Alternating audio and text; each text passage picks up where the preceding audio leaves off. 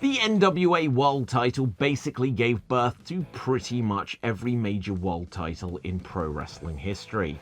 The WWE title was created when the Capital Wrestling Corporation, now known as WWE, parted ways with the NWA after they disputed that their guy, Buddy Rogers, shouldn't have lost the NWA title to lose theirs. Now, in those days, titles would only change hands in best of 3 falls matches, and that match was just one fall. One fall! The WWE then just gave Rogers a new belt and lied that he'd won a tournament for it. Essentially, they just said he was still champion. The WCW World Title was born from the NWA title after Ric Flair left WCW and took the big gold belt with him to WWE. When Lex Luger then defeated Barry Windham to be the new champion, it was called the WCW World Title. But WCW continued to recognise the title history of the NWA belt up to that point as the history of the WCW World Title.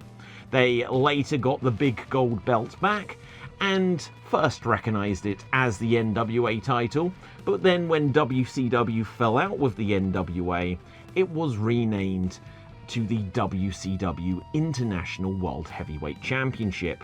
Before unifying it with the WCW World Heavyweight Championship and just then using the physical big gold belt that had been the NWA title. Shane Douglas won the NWA World Title and threw it down and declared that he was the ECW World Champion, thereby taking the World Title status of the NWA title to legitimise the ECW belt. TNA used the NWA World Title as its world title for a few years before parting ways with the NWA and just crowning a new TNA World Championship, which obviously then continued as the top belt, replacing the NWA World Title. As for the AEW World Title, well, even though the championship seemingly has no link to the NWA World Title, it is worth noting that the first show that would be the genesis of AEW, which was 2018's All In, had Cody Rhodes defeat Nick Aldis for the NWA World Championship. So even AEW's first world title change was for the NWA World Title.